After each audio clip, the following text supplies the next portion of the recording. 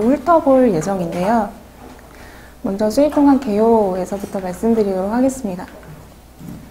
저희가 흔히 수입통관이라고 하면 수입이라고 하면 이제 물품이 외국에서 우리나라로 이동되는 것들을 이제 지칭하는 말이 되겠고, 통관이라고 하는 것은 사실 우리나라에서 이제 관세법에서 규정하고 있는 일련의 절차에 따라서 통관이라는 절차를 거치게 되는데요.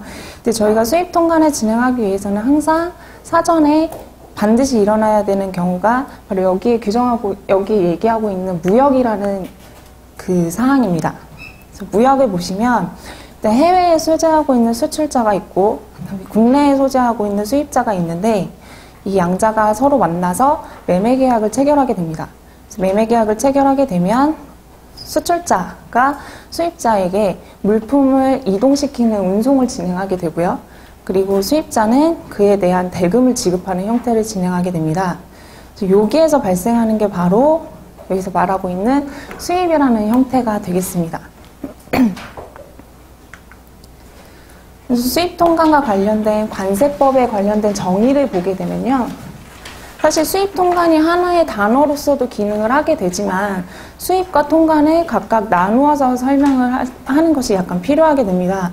사실 수입이라고 하는 건 아까 말씀드렸던 것처럼 외국 물품이 외국에서 우리나라로 이동되는 그런 현상을 수입이라고 말씀을 드렸고요. 그다음에 통관이라고 하는 것은 말씀드렸던 것처럼 그 관세법이나 기타 이런 관련 그 법령에 따라서 그 법령에서 규정하고 있는 절차에 따라 이제 통관이라고 하는 행위를 진행을 하게 되는데, 저희가 여기에서 말하고 있는 이 통관이라는 개념이 왜 중요한가 하면, 수입을 이제 외국 물품이 외국에서 우리나라로 들어오게 되고, 해당 그 물품이 만약에 통관이라는 절차 없이 우리나라에서 그냥 바로 이제 이동을 하게 되면, 흔히 저희가 죄송합니다. 뉴스에서 말하고 있는 뉴스에서 말하는 밀수죄에 해당이 되게 되는데요.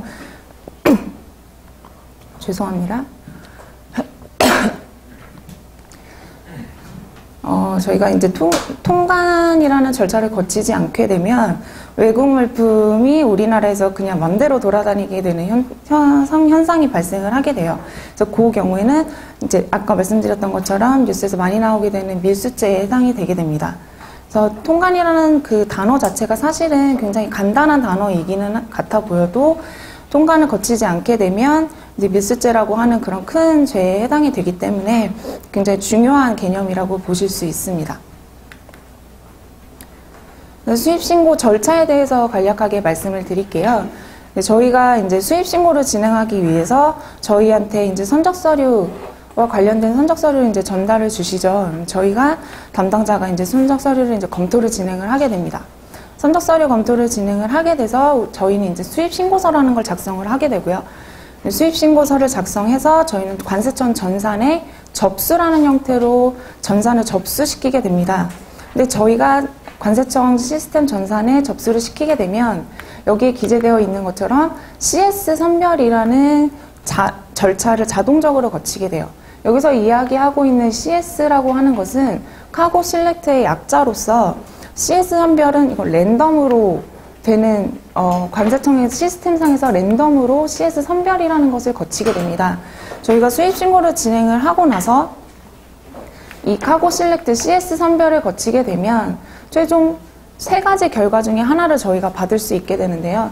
첫 번째는 PL 또는 자동수리, 두 번째는 전자제출이나 서류제출, 세 번째는 검사, 이렇게 총 3가지 형태 중에 하나를 저희가 결과로서 받게 됩니다. 맨 처음 PL부터 간략하게 설명을 드리면, PL은 말 그대로 페이퍼리스, 즉 저희가 전산으로 접수한 시스템상에 있는 데이터만을 기준으로 해서 세관 담당자가 화면만 보고 화면 심사를 하는 거예요. 그래서 저희가 수입신고한 신고서 내용을 보고 이게 적합한지 안 한지 화면만 보고 이제 심사를 진행을 하는 형태를 바로 이 PL이라고 이야기를 하고요. 두 번째 나와 있는 전자제출 같은 경우에는 저희가 제출을 합니다. 어떤 형태로 제출을 하냐면 PDF 파일로 전자문서 형태로 저희가 관세청 시스템에 업로드를 하게 돼요. 그러면 세관 담당자는 위에서 봤었던 PLC 봤었던 화면 심사와 함께 저희가 업로드한 선적 서류 두 가지를 함께 검토를 하게 됩니다. 그러면 상대적으로 PLC보다는 전자제출 시가 훨씬 더 시간이 많이 소요가 되겠죠. 마지막으로는 검사인데요. 말 그대로 세관 담당자가 해당 수입 신고된 물품을 CY나 CFS 보세창고에 방문을 해서 해당 현품을 직접 확인하는 형태를 가리킵니다. 그래서 검사 같은 경우에는 사실 그 오전과 오후로 각각 나눠서 각 세관에서는 담당자를 지정해서 하루에 2번 정도밖에 방문을 하지 않아요. 그렇기 때문에 검사로 선별됐을 때는 저희가 입고 스케줄이나 이런 거를 고려를 하실 때 리드 타임이 좀 더 많이 소요된다라는 것을 항상 염두를 해두시고 그다음에 스케줄 조정 필요할 수도 있는 부분이 있습니다. 그래서 PL과 전자제출과 검사 이 세 가지를 통해서 이제 세관에 있는 담당자가 심사를 진행을 하게 되고 심사 결과 문제가 없다, 오케이 라는 그 결과가 뜨게 되면 저희는 수입신고 수리라는 형태로 전산을 받게 되고요. 수입신고 수리가 되면 수입신고 필증을 교부받아서 저희가 전달해 드리면 이제 그거를 근거로 물품을 반출하는 형태가 되겠습니다. 저희가 수입 통관을 진행을 할 때 사실 기한 관리를 할 것이 굉장히 많긴 한데 그 중에서도 통관과 직접적으로 관련되는 기한 관리 형태는 여기 규정되어 있는 것처럼 신고지연 가산세와 반출기한 경과 과태료 두 가지로 볼 수 있어요. 먼저 신고지연 가산세로 말씀드리면 화물이 우리나라에 입항을 하고 입항 후에 보세구역 CY나 CFS에 반입이 됩니다. 반입이 된 이후에 특정 보세구역에서는 그 보세구역에 반입된 날로부터 30일 이내에 저희가 수입신고를 진행하지 않으면 가산세가 발생하는 곳이 있어요.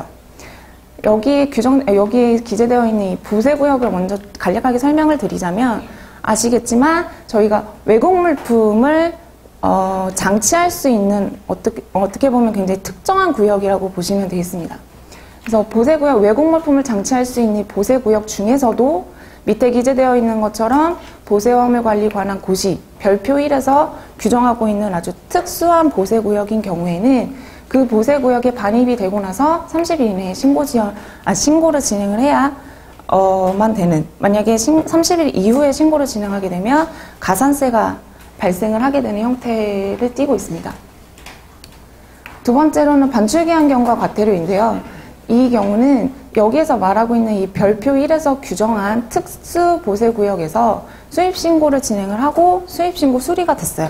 근데 수입신고 수리된 날로부터 15일 이내에 화물을 반출을 하지 않는 경우, 그 경우에는 과태료가 발생하는 그런 보세구역이 있습니다.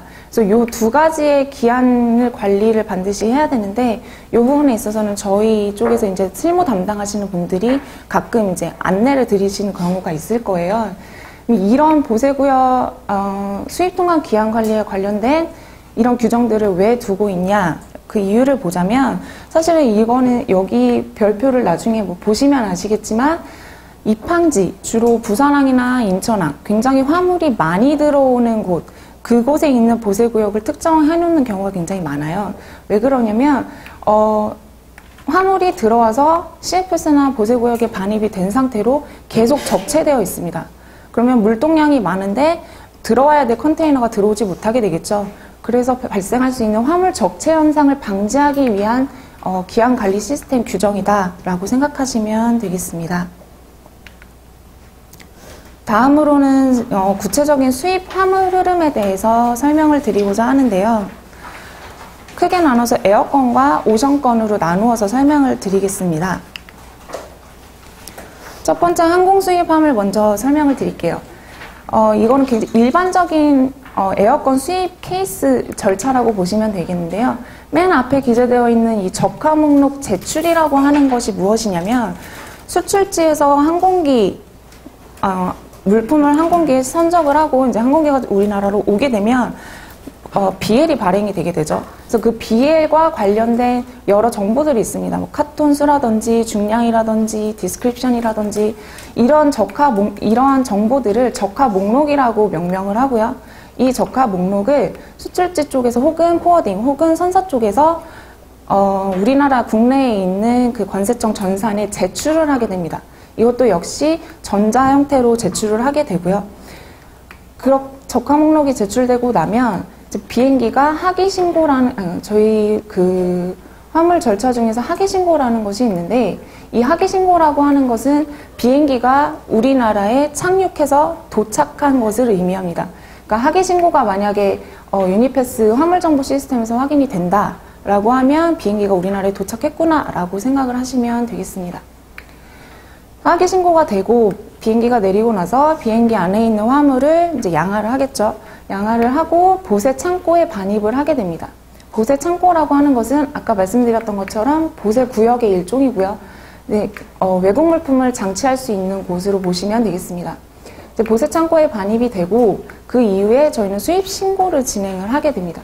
수입 신고 진행 후 수리되고 필증 전달드리면 그거를 근거로 이제 반출을 하실 수가 있는 거죠. 두 번째 에어건 케이스에 대해서 설명을 드리면 여기서 하나 더 추가된 게 있습니다. 여기 보시면 제2보세창고라고 되어 있는 부분이 있는데 하기 신고까지는 동일합니다. 앞에 설명드렸던 거랑 동일한데 무엇이 다르냐면 저희가 만약에 계약된 창고가 있는 거예요. 저희는 인천공항으로 화물이 들어왔는데 나와 계약된 창고는 뭐 예를 들어서 인천항 쪽에 있다. 이런 경우에는 저희가 인천공항에서 수입신고를 진행하지 않고 보세운송이라는 절차를 거쳐서 제2보세창고, 즉 내가 계약한 보세창고로 물품을 반입시키게 됩니다.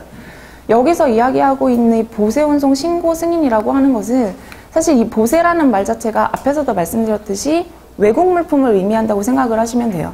그래서 보세 운송, 즉 외국 물품을 우리나라에서 내륙 운송을 하기 위해서는 반드시 신고라는 절차를 거쳐야 되고 그 신고에 따른 승인을 받은 이후에 저희가 운송이 가능하게 됩니다. 그래서 보세 운송 신고 승인 이후 계약 창고에 반입이 되면 저희가 이제 담당자가 확인을 하게 되고 이제 수입 신고를 진행하고 수리가 되고 그다음에 필증을 전달드리면 역시 배차하고 반출하는 형태로 진행이 되게 됩니다. 제가 여러 케이스들을 좀 가지고 와봤는데요. 첫 번째 설명드리는 케이스는 입항 전 수입 신고예요. 입항 전 수입 신고라고 하는 것은 말 그대로 항공기가 우리나라에 입항하기 이전에 수입 신고를 진행하는 형태를 의미합니다. 보시면 아까 말씀드렸던 것처럼 하기 신고라고 하는 것은 우리나라에 항공기가 도착한 상태를 의미한다고 말씀을 드렸어요. 그러면 입항 전 수입 신고는 언제 가능하냐? 하기 신고 수리되기 이전에만 가능합니다. 하기 신고 수리된 이후에는 저희가 입항 전 신고를 진행을 할 수가 없어요. 그래서 저희가 입항 전 신고를 진행하는 이유가 뭐냐면 사실 저희가 그 하기 신고 수리를 뜨기 전에 입항 전 수입 신고를 진행을 하게 되면 물품이 CY나 보세창고에 반입되기 이전에 수입 신고 수리가 되는 형태가 됩니다. 그래서 에어건은 보통은 긴급건이나 이런 건들에서 많이 활용하시는 운송 수단이기 때문에 긴급건 중에서도 굉장히 긴급한 건이다 라고 하면 입항 전 수입 신고를 통해서 이제 좀 더 빠르게 화물을 받아보실 수가 있습니다. 두 번째 케이스는 입항지 반입 후 수입 신고 케이스인데요. 아까 맨 처음에 화물 흐름에서 설명드렸던 케이스와 동일합니다. 항공기가 착륙하고 그다음에 인천공항에 있는 관련 CFS 보세구역에 반입이 된 이후에 수입 신고를 진행하는 아주 일반적인 형태라고 보시면 되겠습니다. 다음으로 보여드릴 케이스는요. 아까 말씀드렸던 것처럼 나는 화물이 인천공항으로 들어왔는데 내가 계약한 보세창고는 인천항이나 다른 입항지가 아닌 다른 관할지에 있는 경우, 그 경우에 보세 운송을 진행을 하고 난 이후 그다음에 수입 신고를 한 케이스입니다. 이 밑에 보시면 7번에 반입 신고라고 해서 040 아시아나항공 그 에어포트 창고에 반입이 되었다가 우리가 계약한 보세 창고는 인천항 쪽에 있어서 인천항 쪽에 있는 그 창고로 보세 운송 후 반입 신고, 확인 후 수입 신고를 진행한 케이스로 보시면 되겠습니다. 네 번째 케이스는 이제 관리 대상 선별이라는 건데요. 사실 저희가 이제 적화 목록을 제출하고 화물 정보를 검색을 하다 보면 관리 대상으로 선별되었다라고 하는 것을 확인하는 경우가 있어요. 저희가 유니패스에서 BL 넘버를 조회를 하시면 상단 그 좌측 부분에 관리 대상 지정 여부라고 하는 란이 하나 있습니다. 그래서 이 란에 보통 관리 대상 화물로 선별이 되게 되면 이 부분에 지금은 자동해제라고 기재는 되어 있지만 선별되면 Y라는 표시가 뜨게 돼요. 뭐 Y라고 뜨면 이 화물은 관리 대상으로 선별이 됐구나. 그럼 관리 대상으로 선별하는 기준은 무엇이냐? 랜덤입니다. 아까 맨 처음에 말씀드렸던 것처럼 수입 신고하고 나서 CS, 카고 실렉트 한다고 말씀드렸죠. 그때도 랜덤, 이 지금 말씀드렸던 관리 대상 화물로 선별되는 것도 랜덤이라고 보시면 되겠습니다. 관리 대상으로 지정이 되게 되면 인천공항 에어건 같은 경우에는 반드시 인천공항 세관검사장, 지정장치장으로 반입을 하게끔 되어 있어요. 왜냐하면 관리 대상 화물이기 때문에 지정장치장 세관검사장에서 한번 현품으로 확인하겠다는 그런 의미로 생각을 하시면 되겠습니다. 이쪽에서 이제 현품이나 이런 것들을 확인을 하고 나서 저희가 결과를 얻게 되는데 관리 대상 선별 경우에는 결과를 두 가지 중에 하나로밖에 얻을 수가 없어요. 하나는 여기 기재되어 있는 것처럼 자동해제. 자동해제는 굉장히 좋은 겁니다. 아무 문제 없이 수입 신고해 라는 의미로 생각하시면 되겠고, 만약에 자동해제가 아니라 너무나 우울하게도 검사 결과라는 그 단어가 떴다 라고 하면 그 검사 결과를 클릭을 하게 되면 여기 예시를 제가 두었는데요. 문제가 있는 사항이 여기에 기재가 되게 됩니다. 예를 들어서 확인을 했더니 현품에 원산지가 없어요. 그 경우엔 여기에 원산지 미표시 이런 식으로 이제 검사 결과가 뜨게 되는데, 만약에 원산지 미표시다 라고 하면 저희는 그냥 수입신고 진행을 할 수가 없습니다. 반드시 보수 작업을 진행을 해서 원산지 표시를 하고 난 이후에 수입신고를 진행을 해야 합니다. 요 다음 케이스는 원산지 표시 보수 작업 관련된 케이스인데요. 사실 저희가 뭐 에어건이나 뭐 이런 창고 같은 데 보면 보수 작업이 가능한 곳이 있고 가능하지 않은 곳이 있어요. 저희 이 케이스 같은 경우에는 저희 인천 쪽에 있는 김포 쪽에 있는 세인티엔을 보세 창고로 보세 운송 신고 그리고 승인 받아서 보세 운송을 진행을 한 이후에 여기에서 보수 작업을 진행을 하고 수입 신고를 한 케이스입니다. 제가 아까 말씀드렸던 것처럼 외국 화물에 대해서 무언가를 할 때는 그냥 맘대로 할 수가 없어요. 보세 운송도 신고를 하고 승인을 받고 그 이후에 운송이 가능하다고 말씀드렸던 것처럼 여기서 이야기하고 있는 이 보수 작업이라고 하는 것도 어떻게 보면 외국 물품에 우리가 원산지를 추가로 라벨을 부착한다든지 또 각인을 한다든지 추가 작업을 하는 형태이기 때문에 그냥 진행을 할 수가 없습니다. 그래서 보수 작업을 승인 신청을 먼저 접수를 하게 되고 그에 따른 승인을 받게 됩니다. 그래서 보수 작업 승인을 받게 되면 그 이후에 저희가 어떤 식으로 보수 작업을 진행을 했다라고 하는 완료 보고, 그리고 그 완료 보고 확인까지 확인이 되어야 그 이후에 저희가 수입 신고 진행이 가능합니다. 그래서 항공권에 대해서 간략하게 살펴봤고요. 다음으로는 해상 오션권에 대해서 설명을 드리고자 합니다. 근데 저희가 이제 해상 수입 화물을 보다 보면 FCL이라는 FCL 형태가 있고 그다음 LCL 형태가 있게 되는데, FCL은 말 그대로 20피트 또는 40피트 컨테이너 안에 한 화주의 물품이 가득가득 차여 있는 경우예요. 근데 LCL 같은 경우에는 20피트 컨테이너 안에 다수의 화주의 물건이 혼적되어 있는 경우를 의미합니다. 먼저 제가 FCL 건부터 설명을 드리도록 하겠습니다. 적화 목록 제출이라고 기재가 되어 있죠. 항공기랑 동일합니다. 항공기와 동일하게 선사 쪽에서 BL 단위별로 해당 적화 목록과 그 BL과 관련된 정보들, 뭐 예를 들어서 아까 말씀드렸던 카톤이라든지 중량이라든지 등등 이런 것과 관련된 적화 목록을 우리나라 세관에 제출을 하게 되고요. 제출을 하게 되면 하선 신고라는 형태가 뜨게 되는데, 아까 말씀드렸던 것처럼 하기 신고와 동일합니다. 여기에서 말하는 하선 신고라고 하는 건 배가 부두에 정박한 상태를 의미해요. 그래서 하선 신고가 확인됐다라고 하면 배가 우리나라에 도착을 했구나라고 생각을 하시면 되겠습니다. 하선 신고 이후에 이제 배 위에 있는 컨테이너들을 전부 다 이제 양화하는 작업을 거치겠죠. 그래서 CY 반입이라고 하는 건 야적장의 말 그대로 컨테이너들을 다 쌓아놓는 형태를 가리킵니다. 그래서 CY 반입이 확인이 되면 FCL 같은 경우에는 저희가 수입신고 진행이 가능해요. 그래서 저희는 CI 반입을 확인하면 수입신고를 진행을 하게 되고, 이렇게 FCL 컨테이너면서 CI 반입돼서 바로 수입신고 진행하는 형태를 여기 기재드린 것처럼 직통관이라고 합니다.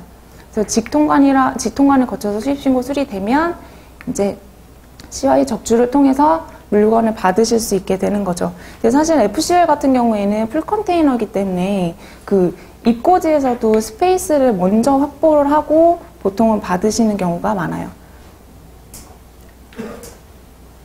LCL 경우를 설명을 드리도록 하겠습니다. LCL도 동일합니다. FCL이랑 어디까지 동일하냐면 여기 보이시는 것처럼 CY 반입까지는 동일해요. CY 반입 이후에 하나의 절차가 더 들어가게 되는데 뭐냐면 보세 운송이라는 것을 거치게 됩니다. LCL 같은 경우에는 그 계약된 CFS 보세 창고로 반드시 보세 운송을 거쳐야 돼요. 보세 운송을 거쳐서 계약된 CFS에 반입이 되고 그 이후에 수입 신고가 가능합니다. 원칙적으로. 그래서 보세 운송 역시 보세 운송 신고하고 그다음에 승인을 받고 나서 보세 운송을 진행을 하게 되고 계약된 보세 창고에 반입이 되면 그 이후에 저희는 수입 신고를 진행을 하게 되고 수리받으면 이제 관련 물품을 반출할 수 있는 필증을 받으실 수 있게 됩니다. 해상권에 관련돼서도 저희가 이제 입항전 몇 가지 케이스를 한번 가지고 와봤는데요. 맨 처음에는 입항전 수입신고 건입니다. 입항전 수입신고 해상권이나 에어권이나 동일해요. 아까 에어권 같은 경우에는 하기신고 수리되기 이전에 저희가 입항전 수입신고가 가능하다고 말씀을 드렸었죠. 여기 해상권에서도 동일합니다. 하선신고가 수리되기 이전에 저희가 입항전 수입신고 진행을 할 수가 있어요. 이것도 역시 어떤 이점이 있느냐면 저희가 반입신고가 되기 이전에 수입신고가 수리되기 때문에 보다 빠르게 물건을 받아볼 수 있는, 반출시킬 수 있는 그런 이점이 있다라고 생각을 하시면 되겠습니다. 다음 케이스로는 FCL 직통관 건인데요. 이건 굉장히 전형적인 형태입니다. 그리고 가장 원칙적인 형태의 수입신고라고 보시면 될 것 같아요. 보시면 반입신고, 즉 부산에 있는 CY에 반입이 된 이후에 저희가 수입신고를 한 형태로 보시면 되겠습니다. 다음 LCL 화물인데요. 아까 말씀드렸던 것처럼 FCL과 LCL의 차이는 보세 운송을 하는지 안 하는지 여부로 말씀을 드렸었어요. 여기 보시면 맨 밑에 보시면 입항 적하 목록 심사 완료라고 되어 있는 곳이 있는데 여기에 나와 있는 이 CFS 자체가 계약된 CFS입니다. 그래서 이쪽으로 여기 보시면 보세 운송 신고, 그다음에 보세 운송 신고 수리를 통해서 쭉 진행이 되면 계약된 창고에 반입이 되고 그 이후에 저희가 수입 신고를 진행한 형태로 보시면 되겠습니다.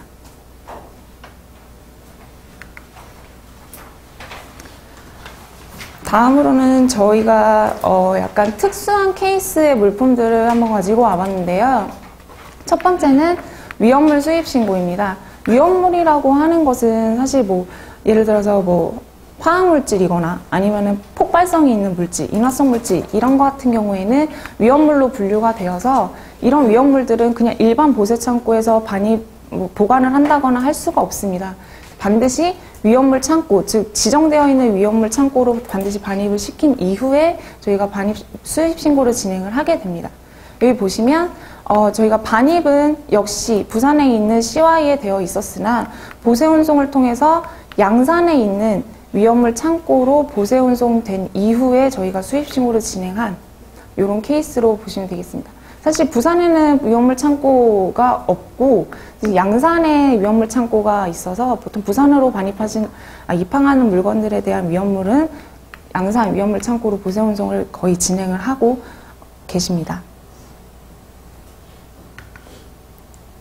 그러면 수입신고 취하건인데요. 사실 수입신고 취하라고 하는 것은 저희가 수입신고 자체를 잘못했거나 혹은 예를 들어서 저희가 입항전 신고를 진행을 했는데 기상 악화 등으로 인해서 해당 선박이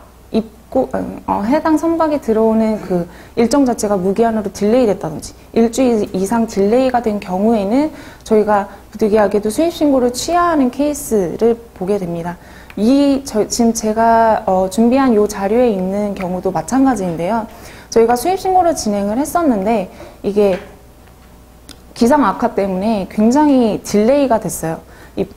그 선박이 들어오는 일정 자체가 굉장히 딜레이가 된 케이스여서 어쩔 수 없이 수입신고 취하를 했던 이런 케이스로 보시면 되겠습니다. 사실 저희가 수입신고 취하를 하면 굉장히 좀 어려운 이유가 뭐냐면 수입신고 취하를 하게 되고 그 이후에 다시 수입신고를 진행을 하면 100% 검사로 선별이 돼요. 그렇기 때문에 수입신고 취하 관련된 거는 굉장히 잘 신중하게 선택을 하고 또 판별을 해야 되는 그런 문제를 생각하시면 되겠습니다.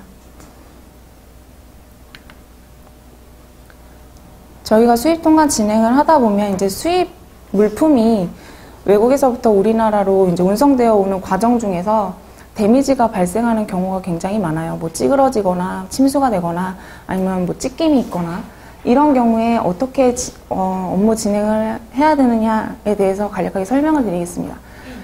일단 창고에서 반입을 잡을 때 반입을 잡기 이전에 그 해당 화물에 대한 데미지가 있는지 없는지 여부를 반드시 확인을 해요. 만약에 확인을 했는데 데미지가 있다 라고 하면 창고에서는 반입을 잡지 않습니다. 왜냐하면 창고에서 일단 반입을 잡아버린 이후에 데미지가 발생하게 되면 창고에서도 그 규칙 사유가 어디서부터 시작되는지를 사실 확실하게 이렇게 구분짓기가 어렵기 때문에 창고 쪽에서 먼저 확인이 되고 혹은 창고에서 포워딩 쪽에 연락을 하게 되면 이제 수입자 쪽으로 화주분들께 이제 연락을 드리게 되죠.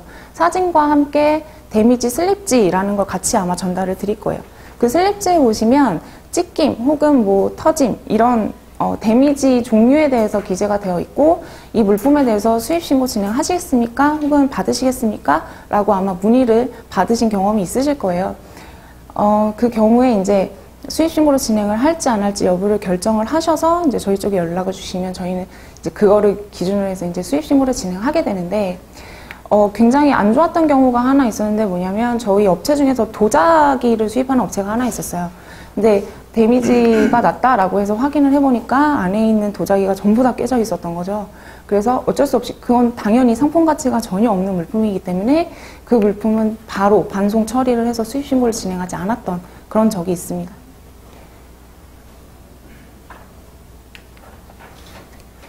네, 지금까지 수입 통관 화물 흐름에 대해서 전반적으로 설명을 드렸습니다. 다음으로는 저희가 이제 화물이 우리나라에 도착을 하고 나서 저희가 수입 신고를 진행을 할 때 여러 가지 사항을 저희가 검토를 하게 되는데 그 중에서도 가장 중요한 품목 분류 그리고 납부세 계산하는 방법 등 몇몇 사항에 대해서 제가 먼저 간략하게 설명을 드리도록 하겠습니다. 먼저 품목 분류인데요. 사실 품목 분류라고 하는 그 단어 자체는 말 그대로 품목을 분류하는 작업입니다. 그래서 저희 쪽에 의뢰를 주실 때 가장 이제 저희 쪽에서도 뭐 물품 정보나 이런 것들이 굉장히 많이 요청드리는 그런 부분 중에 하나이기도 한데 이 품목 분류라고 하는 것은 저희 맘대로 하는 것이 아니라 여기 보시는 것처럼 HS라고 하는 국제적인 협약에서 발단되는 것이라고 보실 수가 있어요. 사실 이게 물품이 교역이 많아지게 되면서 물품명으로 교역을 하게 되면 굉장히 물품명이 많으니까 힘든 부분이 있다. 그래서 우리가 물품마다 고유의 코드를 부여를 하자라는 의미에서 시작된 국제협약으로 보시면 되겠습니다. 국제적인 협약이기 때문에 국제적으로 통용될 수 있는 단위가 필요하겠죠. 그래서 저희 보시면 6단위, 국제적 공통코드는 6단위까지 가능하고요. 6단위 기준으로 봤을 때는 어느 나라에서든지 통용되는 그런 것으로 보시면 되겠습니다. 사실 이 품목 분류가 중요한 이유가 뭐냐면 저희가 품목 분류를 진행을 하게 되면 그 품목 분류 HS 코드에 따라서 관세율이 결정이 됩니다. 그렇게 되면 세율이 변동될 수 있는 그런 굉장히 중요한 기준점이 되는 거고 그거에 따라서 납부하시는 세액의 수도 굉장히 이렇게 차이가 발생할 수 있는 부분이기 때문에 품목 분류는 굉장히 중요한 어떤 사항으로서 생각을 하시면 되겠습니다. 기본적으로 저희가 품목 분류를 진행하게 될 때 그냥 품목 분류를 진행하는 것이 아니라 일정한 기준에 따라서 저희가 품목 분류를 진행을 하게 되는데요. 사실 이 품목 분류라고 하는 주제 자체만 가지고도 굉장히 오랜 시간 동안 교육이나 강의를 진행을 할 수 있는데 오늘은 그 수입 통관 중에서도 한 부분으로서 하기 때문에 간략하게 설명을 드리도록 하겠습니다. 먼저 이 예시를 한번 보실게요. 예시를 보시면 HSK라고 해서 620520의 0000이라고 제가 예시를 들어놨는데 앞에서부터 두 단위씩 자르도록 하겠습니다. 62는 2단이라고 하고 이를 류라고 지칭을 하게 되고요. 6205는 4단위 호라고 이야기를 하고 620-20은 6단위 소호라고 이야기를 합니다. 그리고 아까 말씀드렸던 것처럼 국제협약이기 때문에 620-20까지는 국제적으로 통용되는 어떤 코드로 보시면 되겠습니다. 우리나라에서는 HSK 10단위를 사용을 하고 있기 때문에 지금 여기서 보시는 것처럼 620-20의 0000이라는 HSK를 저희는 사용을 하고 있습니다. 그래서 보시면 류가 가장 큰 단위로 보시면 되겠고요. 그 다음에 그 밑에 호, 그 밑에 소호. 류 위에 있는 부라고 하는 그 체계가 있는데 여기에 기재되어 있는 그 순서대로 어떤 포함 관계를 갖는다라고 보시면 되겠습니다. 저희가 품목 분류를 진행을 할 때 통칙이라고 하는 규정이 있어요. 통칙이라고 하는 규정은 그 협약에서 규정하고 있는 것인데요. 통칙으로 총 7가지가 규정이 되어 있습니다. 그 법적 구속력이 있는 것으로서 이 통칙과 플러스 여기 말씀드렸던 듯이 부, 류, 그리고 소호의 각각의 주라고 하는 규정들이 각각 또 있어요. 그럼 저희는 이 통칙과 각 부, 류, 소호에 있는 주 규정을 같이 고려를 해서 품목 분류를 진행을 하게 됩니다. 품목 분류 진행한 예시를 제가 몇 가지를 가지고 와봤는데요. 왼쪽에 있는 이것은 테이프, 스카치 테이프예요. 스카치 테이프 같은 경우에는 391910-0000에 롤상, 말려있는 상에 접착성 테이프라고 아예 특혜가 되어 있기 때문에 여기서는 뭐 품목 분류 쟁점이 발생할 여지가 거의 없습니다. 근데 이 옆에 단추를 보시면 플라스틱 단추예요. 그냥 플라스틱 단추인데 어떤 쟁점이 발생될 수 있냐면 어떻게 보면 얘는 플라스틱으로 만든 제품이기 때문에 얘를 플라스틱 제품으로 분류를 할 것인지 아니면 단추로 분류를 할 것인지에 관련된 쟁점이 발생을 할 수 있습니다. 아까 앞에서 말씀드렸던 것처럼 통칙에서 뭐라고 규정을 하고 있냐면 가장 협의의 호를 갖고 있는 곳에 분류를 하라라고 규정을 하고 있어요. 그 말인즉슨 가장 구체적으로 표현하고 있는 호에 분류를 하라라는 의미이고 지금 거래품명 보시면 버튼 단추죠. 960621-0000 여기에 보시면 버튼 단추라고 하는 그 호의 용어가 아예 특계가 되어 있습니다. 따라서 3916 기타 플라스틱 제품이 아닌 단추가 특계되어 있는 9606호에 분류가 되어야 된다는 거죠. 여기에서 품목 분류 간의 쟁점이 왜 중요한지 여기 보시면 기본세율 8%죠.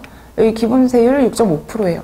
만약에 한중 FTA를 적용받는다 3.2%고 5.2%입니다. 여기서 보실 수 있는 것처럼 세율 간에서 확연하게 차이가 날 수가 있기 때문에 납부하는 세액에서의 차이가 발생하므로 품목 분류는 다시 한 번 더 중요하다라는 점을 주지하셔야겠습니다. 다음으로는 가공도와 관련된 케이스를 제가 가지고 와봤는데요. 옆에 보시면 싱싱한 토마토죠. 이 싱싱한 토마토를 수입을 합니다. 그러면 0702호에 분류가 되는데 이 토마토를 갈아요. 열심히 갈아서 얘를 주스 형태로 만들어서 우리나라로 수입을 한다 라고 했을 때는 4단위호가 아예 변경되는 역시 2002호라는 곳에 분류가 되게 되고 보시면 기본세율 여기 생토마토는 45%죠. 여긴 8%예요. 아세안 5%인데 여기는 0%죠. 이렇게 보는 것처럼 원재료가 동일해도 가공도에 따라서 품목 분류가 변경될 수 있다는 것 생각하시면 되겠습니다. 다음은 모피제 의류를 제가 가지고 와봤는데요. 거래품명은 이것도 모피 의류, 얘도 모피 의류, 둘 다 모피 의류예요. 근데 보시면 요 왼쪽에 있는 의류 같은 경우에는 모피가 옷깃 전체 그리고 요 뒤에 있는 후드 모자이까지 전부 다 모피로 둘러싸여 있었던 옷이었고 이 의류 같은 경우에는 요 옷깃 일부에만 지금 모피가 부착되어 있는 형태의 의류입니다. 이 두 가지를 비교했을 때 어떻게 품목 분류를 하느냐. 둘 다 거래품명은 모피 의류인데 이 경우는 어떻게 하냐면 저희가 통치 규정에서 또 하나 규정하고 있는 부분이 본질적 특성이라는 어구가 있어요. 그래서 이 물품을 전체적으로 봤을 때 어떤 부분이 본질적인 특성을 가지고 있느냐 그 여부를 두고 이제 HS 코드를 잡는 방법인데 이 의류 같은 경우에는 사실 이 모피로 구성되어 있는 부분이 굉장히 많죠. 그래서 얘는 모피 의류로서 이 물품에는 본질적 특성이 모피에 있구나 라고 판별을 해서 4303 모피 의류 제품으로 분류를 하였으나 이 오른쪽에 있는 것 같은 경우에는 일부에만 모피가 되어 있기 때문에 이 전체적인 의류로 봤을 땐 본질적 특성이 모피에 있다고 볼 수가 없어요. 그래서 얘는 일반적인 방직용 섬유재료의 제품, 의류로서 620 이후에 분류를 하게 됩니다. 보시는 것처럼 역시 기본 세율의 차이가 있죠. 다음으로는 납부세액 계산에서 관련 설명을 드리도록 하겠습니다. 저희가 품목 분류를 진행을 하게 되면 말씀드렸던 것처럼 관세율이 정해지게 되죠. 관세율이 정해지게 되면 해당 납부할 세액이 정해지는 것과 동일하다라고 생각을 하셔도 되죠. 납부세액 계산하는 것 관련돼서 관세랑 부가가치세를 계산하는 방법을 간략하게 설명을 드리도록 하겠습니다. 관세를 먼저 보시면 물품의 과세 가격에 해당 물품의 관세율을 곱한 금액을 관세액으로 저희가 납부를 하게 돼요.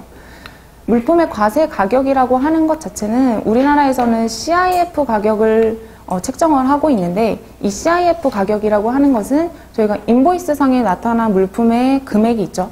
그 물품 대금에 외국에서부터 우리나라까지 오는데 든 운임 더하고 만약에 그 운송에 보험을 부과했다라고 하면 발생되는 보험료까지 합한 이 CIF 가격을 기준으로 물품의 과세 가격이 책정되게 됩니다.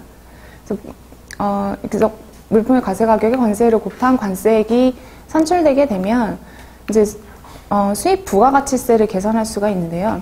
사실 부가가치세라고 하는 것은 저희가 시중에서 봤을 땐 이 물품 가격의 10%가 발생이 되는 경우인데, 저희 수입 부가가치세는 그거랑 약간 다르게 관세 과세 가격, 즉 여기에 나와 있는 CIF 금액뿐만 아니라 여기서 발생돼서 계산된 관세액을 더한 총 금액의 10%가 수입 부가가치세로 발생이 된다라고 생각을 하시면 될 것 같습니다.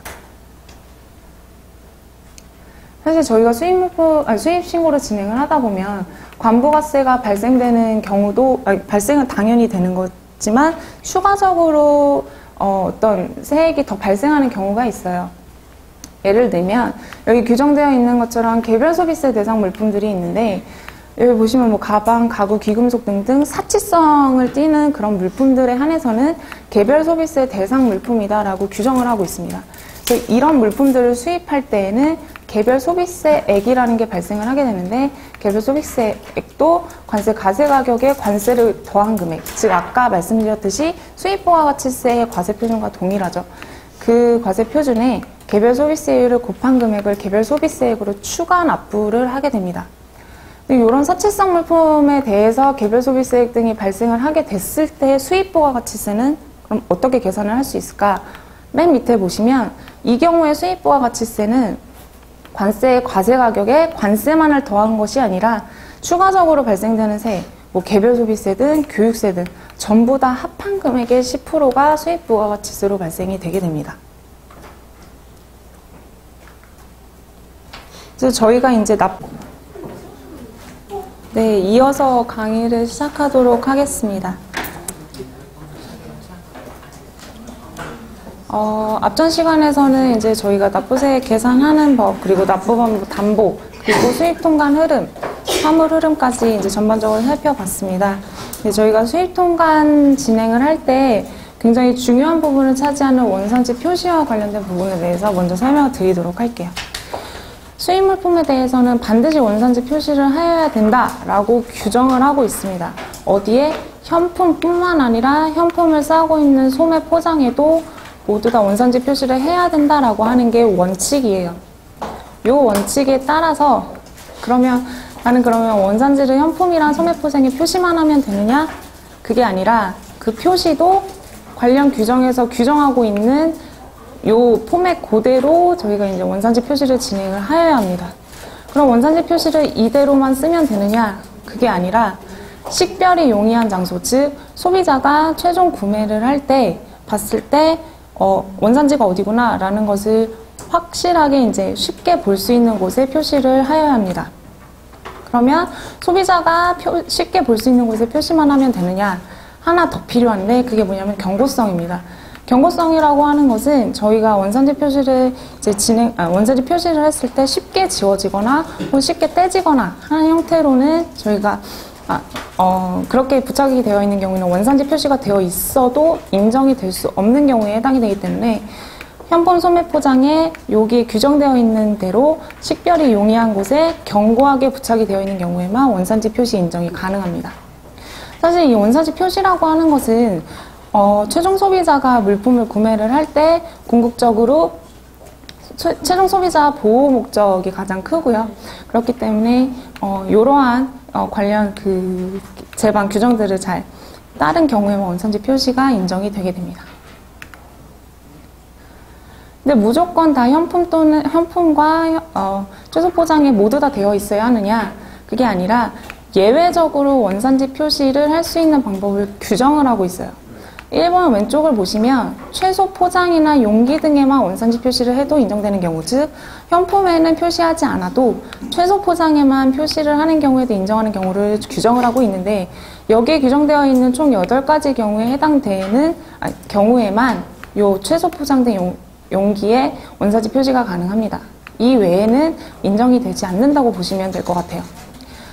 몇 가지를 예로 보시면 여기 2번에 보시면 뭐 예를 들어서 콘택트 렌즈 같은 경우에는 현품 자체에는 원산지 표시 자체가 아예 불가능하겠죠. 그래서 이런 경우에는 현품이 아니라 그 현품을 싸고 있는 최소 포장이나 용기에 원산지 표시를 하여도 인정을 하는 경우에 해당이 됩니다.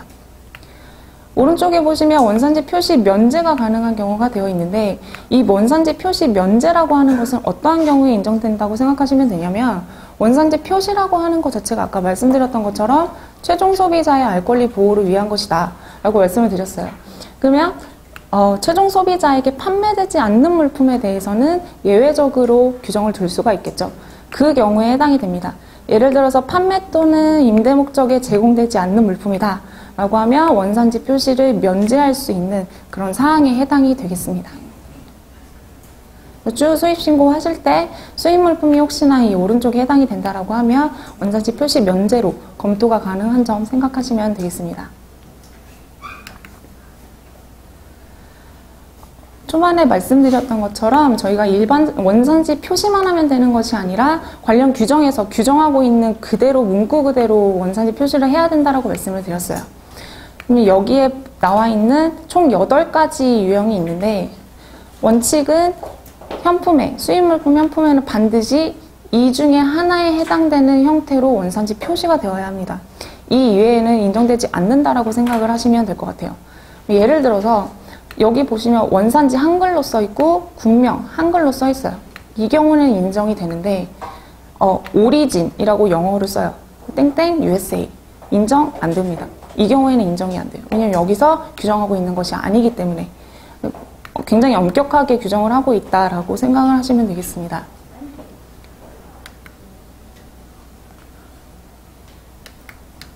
근데 사실 이 일반적인 원산지 표시 인정 문구뿐만 아니라 보조 표시를 허용하고 있는 경우가 있어요. 이 경우에는 예를 들어서 Made in China, Designed in USA 요거를 병기할 수 있게끔 규정을 한 것이죠. 원산지 표시가 만약에 이 보조 표시에 허용하고 있는 디자인드인 국명 요것만 기재되어 있다. 그러면 원산지 표시가 인정되지 않습니다. 반드시 앞에 보여드렸던 일반적인 표시와 이 보조 표시가 같이 기재가 되어 있어야 합니다. 예외적으로 표시 인정 범위 확대되는 물품들이 있는데요. 예를 들어서 기계 이런 경우에는 단순 조립 물품이다 라고 하면 올거나이즈드, 예를 들어서 부품을 다 수입을 해요. 우리나라로 수입을 해서 우리나라에서 완제품을 만듭니다. 그 경우에는 올거나이즈드 인 코리아 그리고 부분품별 원산지를 나열하게 됩니다. 예를 들어서 A라는 부분품은 중국, B라는 부분품은 일본 이런 식으로 병기를 하시면 이 경우에는 예외적으로 원산지 표시를 인정받으실 수가 있습니다. 두 번째, 단순 혼합 물품인 경우인데요. 예를 들어서 저희 그 캔에 들어있는 후르츠 칵테일 같은 경우에는 거기 안에 들어있는 과일들이 전부 다 한 오리진을 갖고 있으면 문제가 안 되겠지만 그 안에 여러 열대 과일이 각국에서 온 것들이 섞여 있다라고 했을 땐 믹스드인 국명 그 과일들을 최종적으로 믹스한 국가 그리고 그 원재료 즉 과일별 원산지를 옆에다 나열하시는 형태로 원산지 표시를 진행하시면 되겠습니다. 중고 물품의 경우에는 imported from 국명으로 예외적인 표시를 인정을 하고 있고요.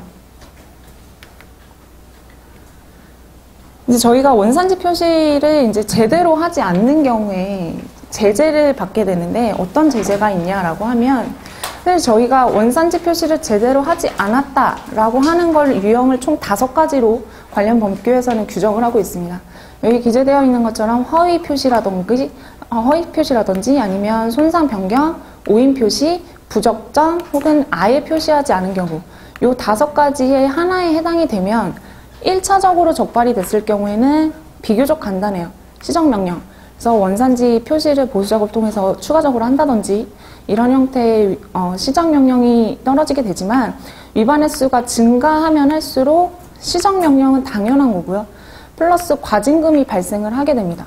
사실 이 경우에는 뭐 횟수가 늘어나면 늘어날수록 과징금이 최대는 정말 3억 원까지 발생을 할 수가 있기 때문에, 원산지 표시라고 하는 것 자체가 단순히 물품의 원산지를 알린다라는 의미보다는 어떻게 보면 리스크 관리를 한다라는 차원에서 접근을 하시는 게 더 바람직할 것 같습니다. 통관 이후에도 마찬가지이고요. 저희가 수입 신고를 진행을 할 때 원산지 표시가 만약에 아까 수입 신고를 진행해서 검사를 나갔어요. 근데 거기에 원산지가 제대로 되어 있지 않다라고 되어 있는 경우에도 문제가 되겠지만, 무사히 잘 통관이 됐어요. 시중에서 소비자들에게 팔립니다. 근데 그 이후에도 적발을 할 수가 있어요. 왜냐면 시중 단속반이 계속 주기적으로 돌고 단속을 다니기 때문에, 거기서 만약에 적발이 되는 경우에도 당연히 이 5가지 중에 하나에 해당이 된다라고 하면 1차, 2차, 3차에 따라서 동일하게 최대 3억 원 이상의 과징금을 이제 부과받으실 수 있는 위험성이 있습니다. 네, 보시면 저희가 이제 제재 대상 위반 유형이라고 해서 5가지를 말씀을 드렸는데, 이게 1차, 2차, 3차라고 이 횟수가 카운트 되는 게 이 위반 행위 하나하나마다 카운트가 돼요. 예를 들어서 수입 신고를 진행을 했는데 원산지 허위 표시를 한 거예요. 1차로 적발이 됐습니다. 시정명령 받았고, 그래서 수입 신고 무사히 잘 진행을 했어요. 근데 만약에 2차, 다음번 수입 신고를 진행을 했는데 이번에도 원산지가 제대로 안 되어 있는 거예요. 근데 그 경우에 만약에 허위 표시다라고 하면 2차로 넘어가게 되지만, 허위 표시가 아니라 허위 표시를 제외한 이 나머지에 해당이 되었다. 예를 들어서 뭐 손상 변경이다. 그러면 다시 1차에 해당되는 그 시정명령만 이제 저희가 진행을 하면 추가적인 제재는 받지 않는 그런 형태라고 생각하시면 되겠습니다. 즉, 요 위반 유형 하나하나마다 이 위반 횟수가 카운트되기 때문에 요거를 잘, 어떻게 보면 이런 일이 일어나면 안 되겠지만 이제 잘 이렇게 활용을 하는 방법도 고려를 해볼 수가 있겠죠. 몇몇 사례를 한번 가져왔는데요. 그래서 첫 번째는 의류입니다.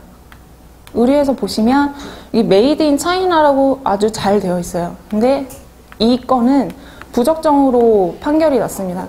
왜 부적정으로 판결이 났냐면, 물품 정보를 표시하고 있는 요 주요 표시들과 이 원산지가 표시되어 있는 곳과의 간격이 너무 크다는 거예요. 그래서 물품을 판매를 하기 전에 이를 절단해서 판매를 할 수 있다. 그렇기 때문에 얘는 부적정이다라고 판결한 사례입니다. 그래서 원산지 표시를 하면 되는 게 아니라 아까 말씀드렸던 것처럼 식별이 용이한 곳에 견고하게, 그리고 제거 가능성이 거의 없는 상태로서 그렇게 표시를 해야 된다는 점을 생각하시면 되겠습니다. 다음 사례로는 가방 사례인데요. 이것도 역시 부적정으로 판결된 사례인데, 가방을 저희가 보통 이렇게 1차적으로 오픈을 하죠. 1차 오픈했을 때는 원산지가 없었어요. 근데 이 가방 안쪽 주머니에 여기 열어봤더니 메이드 인 이탈리 아주 잘 되어 있었습니다. 근데 이것도 부적정이다라는 거예요. 왜냐면 소비자가 내가 물품을 사려고 1차 오픈을 했을 때 원산지가 안 보인다는 거죠. 그래서 이 경우에도 부적정에 해당이 돼가지고, 저희가 이게 좀 약간 고가의 사실 가방이었는데, 그때 이탈리아에서 장인이 정말 오셔서 요 1차 오픈되는 곳에 정말 수작업으로 메이드 인 이탈리를 진행을 하셨던, 그 보수작업을 진행했었던 건입니다. 이거는 적정 표시 사례인데요. 역시 가방 케이스고요. 맨 처음에 지퍼를 딱 오픈을 했을 때 1차적으로 보이는 곳에 메이드 인 페리스 뭐 이런 식으로 기재가 되어 있는 경우의 케이스였습니다. 그래서 이거는 가방이나 지갑 같은 경우는 1차 오픈 되었을 때 원산지가 확인되면 오케이로 생각을 하시면 될 것 같아요. 다음은 오인 표시 사례 중에 하나인데요. 이거는 보시면 가방 안쪽 라벨에 메이드 인 타이완이라고 아주 잘 원산지 표시가 되어 있었습니다. 근데 이 뭐가 문제가 됐냐면 이 외형 요 오른쪽에 보시면 빨간색 있죠. 여기 확대하면 이 사진인 건데 이 뉴욕이라고 써 있어요. 뉴욕 USA 이렇게 써 있습니다. 그래서 소비자가 이걸 봤을 때 이 물품의 원산지를 USA로 오인을 할 수 있다라는 거예요. 그렇기 때문에 이거에 관련돼서는 추가적인 보수 작업을 진행을 해라 라고 이제 세관에서 시정 명령을 받은 거였는데, 이 경우에는 두 가지 중에 하나로 보수 작업을 진행을 할 수가 있습니다. 사실 이 안에 있는 상표 라벨을 아예 정말 전면으로 다 수정을 하던가, 아니면은 어차피 되어 있으니까 바깥쪽에 라벨을 태그를 부착해서 뭐 소비자가 맨 처음에 봤을 때 아 이거는 메이드 인 타이완이구나 라는 것을 쉽게 판별할 수 있게끔 그렇게 보수 작업을 둘 중에 하나를 선택하실 수 있는 그런 케이스였습니다. 저희가 수입 신고를 진행을 하게 되면 일반 수입 형태도 물론 있지만 일반 수입 형태 외에도 다양한 형태의 수입이 존재를 하게 됩니다. 보시면 저희가 수입 신고 필증을 보면 거래 구분이라고 하는 항목이 하나 있어요. 이거는 수입 종류를 의미한다라고 생각을 하시면 되는데, 일반적으로는 일반 수입 형태가 가장 많기 때문에 사실 10일 이게 가장 많은데, 그 이외에도 이렇게 다양한 형태의 수입 형태들이 있다. 그래서 이 중에서도 대표적으로 한 5가지 정도만 간략하게 설명을 드리도록 하겠습니다. 첫 번째, 해외 위탁 가공 후 재수입 건인데요. 해외 위탁 가공이라고 하는 것은 우리나라에서 원재료를 외국에 있는 곳으로 보냅니다. 수출을 진행을 하고 그 수출된 국가에서 원재료들을 모아서 완제품을 만들어요. 그 완제품을 만든 이후에 다시 우리나라에 수출을 하는 형태입니다. 그 경우에는 저희가 어쨌든 우리나라에서 일부 원재료가 나갔다가 다시 들어오는 것으로 볼 수 있기 때문에 재수입이라는 형태를 쓰고 있어요. 해외 위탁 가공 후 재수입이다 라고 명칭을 하고 있습니다. 보시면 원재료 또는 부분품 등을 수출을 해서 완제품을 만든 다음에 국내로 다시 재수입하는 경우인데, 이때 저희가 감세가 가능해요. 세금을 절감받을 수가 있는데 어느 만큼 절감받을 수 있냐면, 저희가 애초에 우리나라에서 외국으로 지급했던 원재료에 해당되는 금액만큼 그거에 해당되는 관세는 저희가 감면을 받을 수가 있습니다. 기재된 것처럼 최초 수출 신고 금액, 즉 원재료 금액이 되겠죠. 그 원재료 수출 신고 금액에 관세율을 곱한 금액만큼은 감면을 받을 수 있다라고 생각을 하시면 되겠습니다. 두 번째 케이스로는 해외에서 수리 후에 재수입되는 형태인데요. 이 경우 아까 앞에 이제 해외 위탁 가공 같은 경우에는 원재료가 수출됐다면 이 경우에는 완제품이 수출됩니다. 수입을 했었는데 그 해당 수입 물품을 사용을 하다 보니 여러 이제 고장이 발생을 한 거예요. 그거를 다시 외국으로 보냅니다. 그래서 수리를 하고 난 이후에 리페어드 된 프로덕트가 다시 들어오게 되는 거죠. 이 경우에도 저희가 감세를 받을 수가 있는데 얼마만큼을 받을 수가 있냐면, 기본적으로 우리나라에서 있었던 완제품에 해당하는 금액만큼은 저희가 관세를 절감받을 수가 있는 거예요. 그게 원칙이고, 다만 이제 물품이 나가서 외국에서 이제 가공이나 수리를 하게 되면 가공 수리비가 발생을 하고, 왔다 갔다 하게 되면 왕복 운임이 발생을 하게 되겠죠. 그 왕복 운임과 수리비 또는 가공비에 대한 금액만큼은 저희가 과세 처리를 해야 합니다. 그런데 예외적인 경우를 하나 두고 있어요. 관세법에서 보면 매매계약상 하자보수 보증 기간에 해당되는 경우에는 완복운임, 가공수리비가 면세가 가능하다라고 규정을 하고 있습니다. 근데 사실 여기서 매매계약상의 하자보수 보증기간이라고 기재는 하고 있는데, 사실 괄호치면 여기 수입신고 수리 후 1년으로 한정한다라고 되어 있죠. 그래서 매매계약상에서 AS 기간을 막 3년 이렇게 규정을 하고 있어요.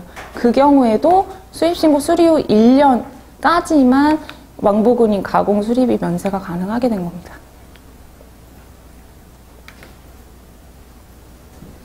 다음으로는 재수출 조건부 수입인데요. 재수출 조건부 수입 같은 경우에는 외국에서 물품이 우리나라로 수입될 때 이미 이후에 수출될 거를 예상을 하고 들어오는 물품에 한해서 적용이 가능해요.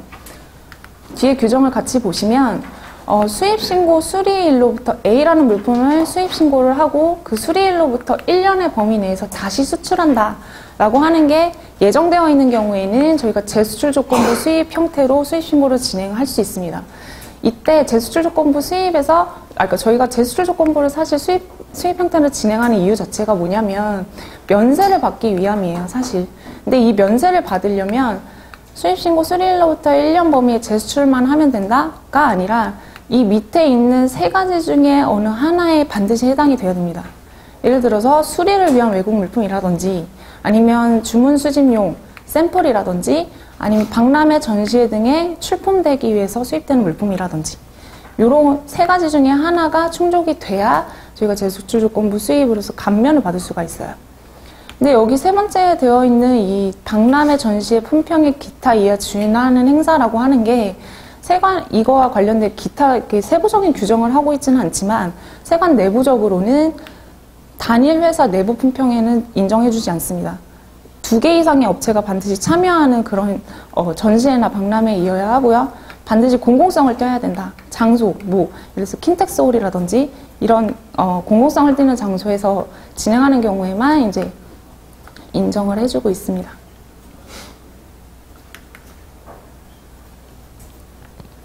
이제 저희가 재수출 조건부 수입을 진행을 하게 되면 말씀드렸던 것처럼 수입신고 수리일로부터 1년 이내에 다시 물품을 수출해야 된다라고 말씀을 드렸어요. 근데 관세청 입장에서도 어쨌든 이게 재수출을 한다라는 조건 그리고 앞에 이 세 가지 중에 하나에 해당된다라는 조건으로 재수출 면세를 진행을 해준 거기 때문에 이 물품이 과연 진짜 밖으로 나가느냐를 확인을 해야겠죠. 그렇기 때문에 사후관리라는 걸 진행을 하게 됩니다. 보시면 저희가 만약에 수리일로부터 1년 이내에 재수출을 잘 진행을 했어요. 그러면 세관에 재수출 이행 보고라는 거를 진행을 하게 되고요. 만약에 1년 이내에 못 나가겠다라고 하면 1년 범위 내에서 기간 연장을 진행을 하게 됩니다.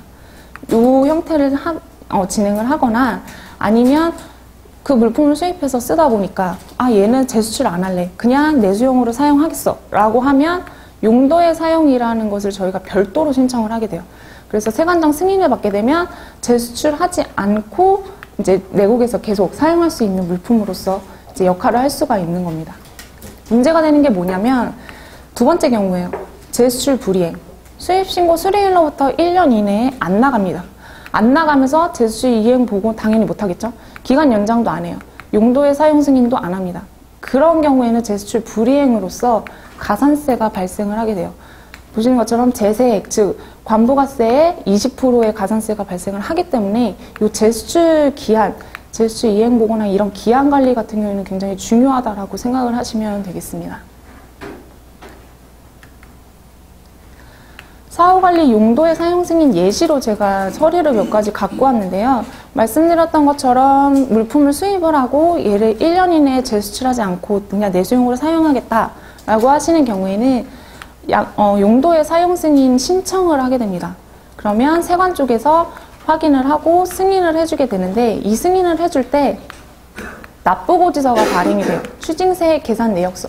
이 두 가지가 발행이 되는데 이 경우에는 가산세가 발생하지 않습니다. 왜냐하면 이 용도의 사용 승인은 여기서 규정하고 있는 수입신고 수리일로부터 1년 범위 내에서 다시 1년 범위 이내에서 용도의 사용 승인을 신청한 경우에는 가산세가 절대 발생하지 않아요. 그렇기 때문에 저희가 애초에 재수출 면세 조건으로 감면받았던 그 관세 등의 세액이 있으면 그 세액 등에 대해서만 납부고지서가 다시 발행이 된다라고 생각을 하시면 되겠습니다. 다음으로는 무상반입 샘플에 대해서 설명을 드리도록 하겠습니다. 사실 저희가 무상으로 반입되는 샘플 같은 경우에는 대금이 별도로 지급되지 않는 경우인 거잖아요. 그래서 많이들 물어보시는 게 그러면 관부가세도 발생 안 되는 거 아닌가요? 라고 많이 여쭤보세요. 근데 그런 무상 샘플인 경우에도 저희가 관부가세가 발생되지 않는 게 아니라 무조건 발생이 됩니다. 왜냐하면 물품이 들어오기 때문에 물품이 들어오면 해당 물품의 가치는 갖고 있잖아요. 그리고 그 가치에 대해서 관부가세가 매겨져서 부과가 되게 되는 겁니다. 그럼 저희는 그 샘플 관련된 가격이 아무것도 없어요. 그럼 어떻게 해야 되나요? 라고 하면 그 물품과 동종 동질 물품으로 인정될 수 있는 물품의 가격 혹은 유사 물품으로 인정될 수 있는 가격을 가지고 와서 그 가격을 기준으로 해서 저희가 수입신고를 진행을 하셔야 됩니다. 반드시 무상 샘플의 경우에도 수입신고를 진행하면 관부가세가 발생한다는 점 생각하시면 되겠습니다.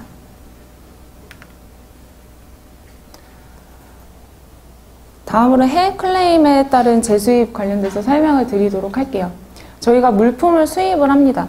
수입을 했는데 내가 A라는 물품을 주문을 했었는데 A가 안 들어오고 B가 들어갔어요. 이러한 경우에 클레임에 따라서 다시 물품이 나갔다가 올바른 물품이 다시 들어오는 경우 그 수입 형태를 여기 기재되어 있는 것처럼 해외 클레임 등에 따른 재수입이라고 명칭을 하고 있습니다. 관련 규정을 좀 살펴보시면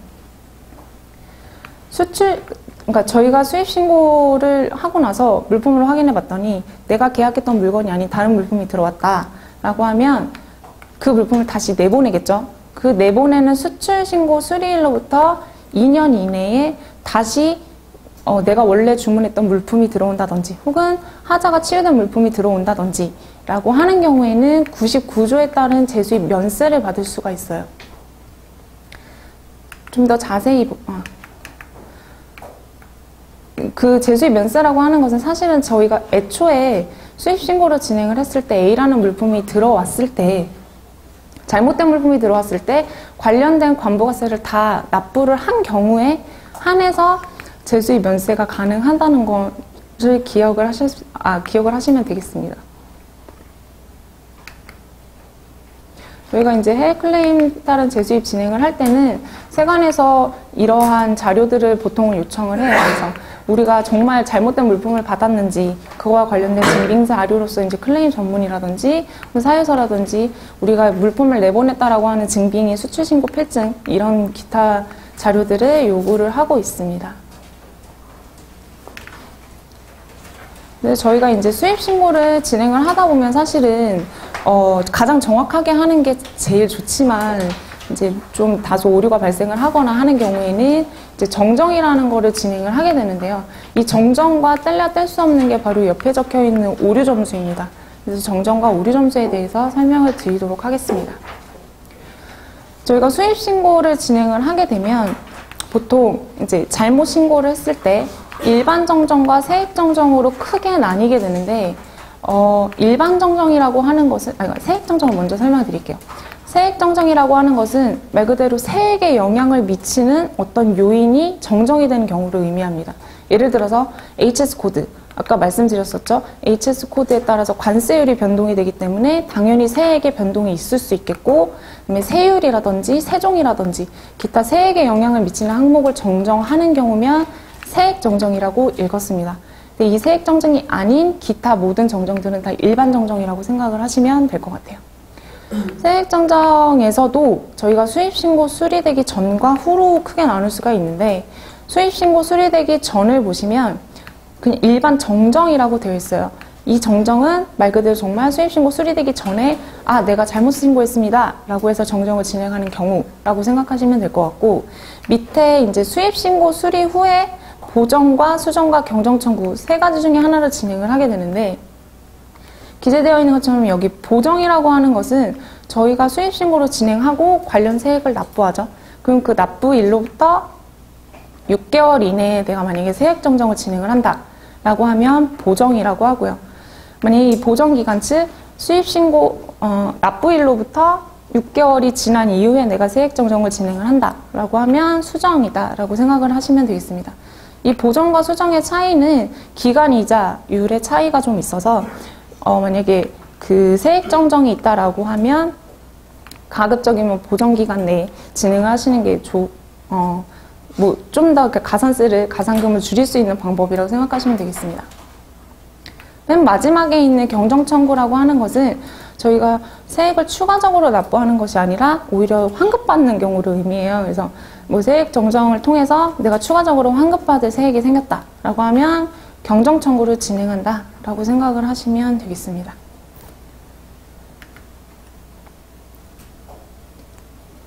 네, 체크 포인트에 대해서 좀 말씀을 드리도록 할게요. 저희가 수리가 되고 나서 수리 납부 후에 세액 증가 정정을 진행을 하게 되면 아까 말씀드렸던 보정 또는 수정을 진행을 하게 되는데, 그럼 보정, 수정, 추가 납부해야 되는 세액은 언제까지 내가 납부를 해야 되느냐라고 하면 고지서 발행된 바로 다음 날, 즉 저희가 보정이나 수정 신청을 진행한 그 바로 다음 날까지 관부가세 등을 납부를 하셔야 됩니다. 그래서 저희가 사실은 뭐 보정이나 수정을 진행하기 전에는 사전에 미리 이제 협의를 하는 형태를 거치고 있죠. 왜냐면 이제 자금 융통이나 이런 부분들이 있기 때문에. 그래서 저희가 이제 보정, 수정을 해서 추가 세액을 납부했다고 하더라도 이게 끝이 아니라 이 사항에 대해서는 언제든지 사후에 선별로 심사가 될 수 있다라는 점이에요. 내가 추가 세액만 납부했다고 해서 끝이 아니라 사후에도 당연히 심사 대상에 포함이 된다라는 점 생각을 하시면 되겠습니다. 아까 말씀드렸던 것처럼 저희가 정정을 진행하게 되면 오류 점수와 뗄래야 뗄 수가 없다고 말씀을 드렸어요. 정정 진행하게 되면 저희가 오류 점수라는 게 발생을 하게 됩니다. 사실 이 오류 점수라고 하는 것은 뭐 법규 준수도에도 영향을 미치고 뭐 기타 뭐 검사 선별 비율이라든지 이런 것들에 영향을 미치기 때문에 좀 관리가 필요한 부분이기는 합니다. 근데 분기별로 사실 리셋이 된다고 생각하시면 돼요. 오류 점수는 3개월마다 이제 분기별로 아예 리셋이 된다라고 생각하시면 되는데, 뭐 예를 들어서 저희 쪽에서 이제 수입신고를 진행을 하셨어요. 수입신고를 진행을 하셨는데 오류 점수가 되게 많이 나오신 거죠. 그래서 만약에 제재 대상에 만약에 해당이 됐다. 그러면 저희는 수입신고 못하나요?가 아니라 저희가 아니라 다른 관세사 신고 코드를 사용한다든지 그런 방법으로는 수입신고를 충분히 진행이 가능하시다는 거를 생각하시면 되겠습니다.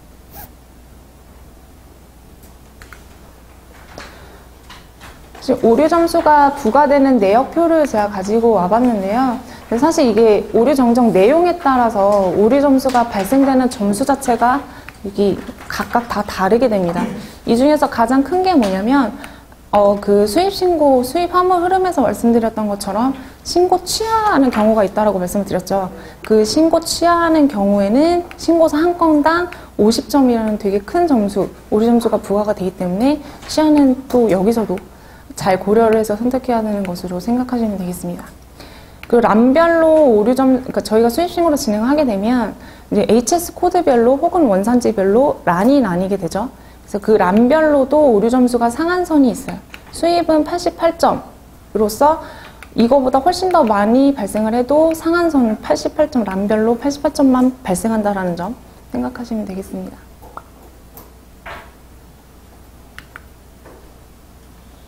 오류 점수별 제재 기준에 대해서 간단히 설명을 드릴게요. 보시면 이렇게 업무별 오류 점수가 300점 이상이면서 오류 점수 비율 자체가 30% 이상인 경우라고 되어 있어요. 그러니까 오류 점수가 단순히 일정 점수 이상만 됐다라고 해서 이 제재를 받느냐가 아니라 점수 비율도 같이 충족을 하는 경우에만 피해 제재 등 이런 제재를 이제 부과를 받으시게 됩니다. 사실 말씀드렸던 것처럼 정정 진행에서 오류 점수가 많이 발생을 하게 되면 피해 신고, 즉 그 세관원이 저희가 전송한 데이터만 화면으로 심사하는 그 형태 자체가 아예 정지가 되는 형태가 돼요. 그리고 그것뿐만 아니라 검사 비율도 상향으로 조정이 되기 때문에 이 오류 점수를 관리하는 것은 굉장히 중요하다라고 생각하시면 되겠습니다.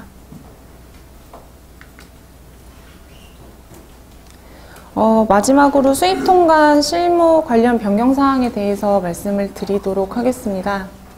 저희가 이제 달라지는 관세 행정이라고 해서 하반기에 이제 몇 가지 개정된 사항들이 있는데요. 첫 번째로는 수정 수입 계산서 발급 사항입니다. 사실 이거는 저희가 부가가치세법 개정안이 나오기 이전에 미리 이제 사전에 저희 쪽에서 안내를 드렸던 걸로 제가 알고 있는데, 이 부분에 대해서는 수정 수입 세금 계산서가 무엇인가에 대해서 먼저 설명을 드릴게요. 저희가 수입 신고를 진행을 하게 되면 관세뿐만 아니라 부가가치세도 발생을 한다라고 말씀을 드렸어요. 그럼 그 부가가치세에 대해서 발급되는 계산서가 여기 나와 있는 수입 세금 계산서라고 생각을 하시면 됩니다. 근데 현재에는 예를 들어서 저희가 기업 심사를 진행을 해서 세관 쪽에서 이거에 대해서 추가적으로 얼마를 추가적으로 세액을 납부를 해라 라는 식으로 이제 결정이 떨어졌다라고 가정을 하면, 그 경우에 여기 기재되어 있는 두 가지 사유가 아닌 경우에는 수정수입 세금 계산서 자체가 발급이 안 됐습니다. 근데 이게 너무 불합리하다. 사실 뭐 이렇게 민원도 많이 넣고 이런 것들을 이제 반영을 해서 향후에는 이제 저희는 예상하고 있기는 내년이라고 예상을 하고 있는데, 향후에는 이제 세관장이 먼저 수정신고해라라고 이야기하는 경우이더라도 이 밑에 해당되지 않는 한 무조건 수정수입 세금 계산서는 발급 가능하다라고 바뀐 거예요. 뭔가 좀 더 열린 규정으로 바뀐 거죠. 다만 이 경우에도 재외규정으로 개정이 됐는데, 이 경우에 그냥 해주는 것이 아니라 가산세 1%는 추가적으로 부과를 하겠다라고 지금 개정안이 나와 있는 상태입니다.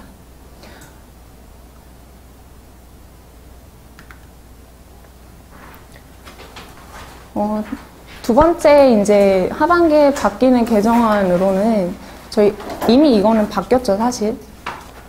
이제 확정가격 신고기간 연장 신청 방법에 대해서 명확한 규정이 생겼는데요. 이 확정가격 신고라고 하는 것이 무엇이냐면, 저희가 수입 신고를 진행을 할 때 A라는 물품을 수입을 합니다. 근데 이 A라는 물품의 가격이 저희가 수입 신고하는 당시에도 명확하게 정해지지 않은 경우들이 있어요. 예를 들어서 뭐 로열티를 지급한다든지 아니면 상표권에 대한 뭐 로열티를 추가적으로 지급하는 경우에는 그 물품에 대한 인보이스 금액 자체가 명확하게 확정되지 않기 때문에, 그 경우에는 저희가 이제 관세법의 규정에 따라서 잠정가격 신고라는 것을 진행을 합니다. 잠정가격 신고를 진행을 하면, 잠정가격 신고 진행한 일로부터 일정 기간 이내에 여기 기재되어 있는 것처럼 확정가격 신고라는 것을 저희가 진행을 해야 돼요.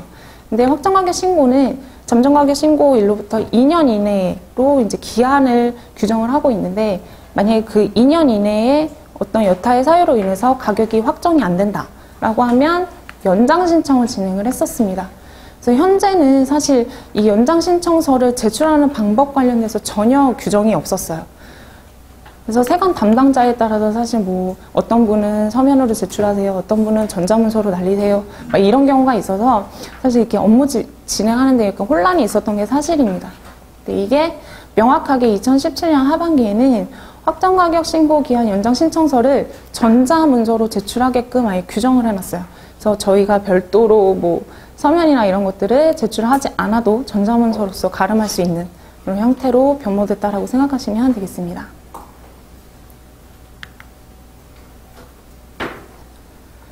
다음으로 또 확정가격 신고와 관련된 사항인데요. 이제 저희가 잠정가격 신고 진행을 하고 일정 기간 이후에 확정가격 신고를 진행을 할 때 확정 가산율이라는 걸 저희가 세관 쪽에서 통보를 받게 됩니다.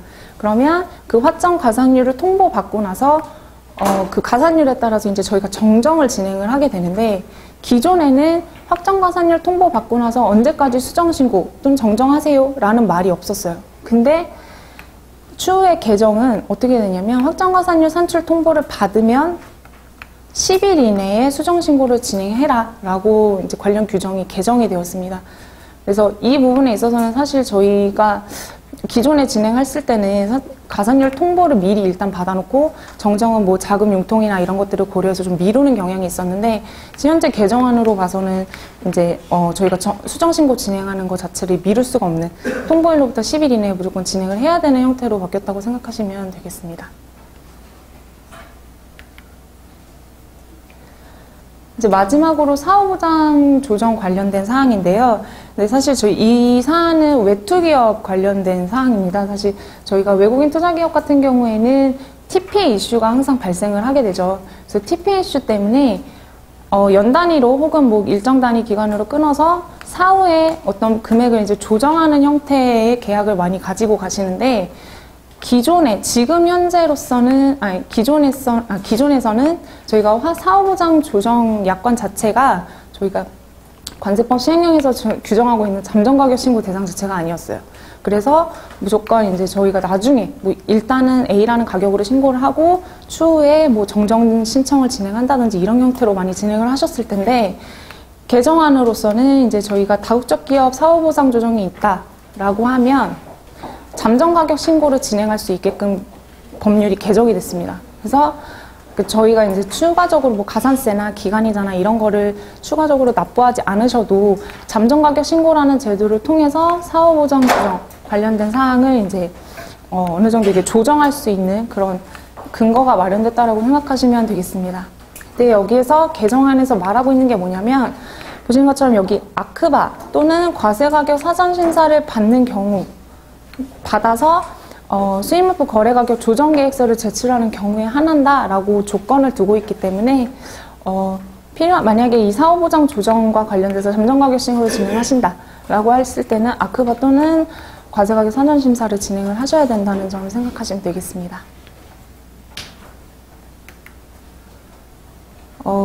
이 사고로 일단 1, 2교시 걸쳐서 수입통관 관련돼가지고 교육을 진행을 했는데요. 사실 제가 되게 미숙해가지고 많은 부분들을 다 잘 설명을 드렸는지를 모르겠습니다. 근데 혹시나 추가적으로 질문하실 사항 있으시면 말씀 주시면 답변 드리도록 하겠습니다.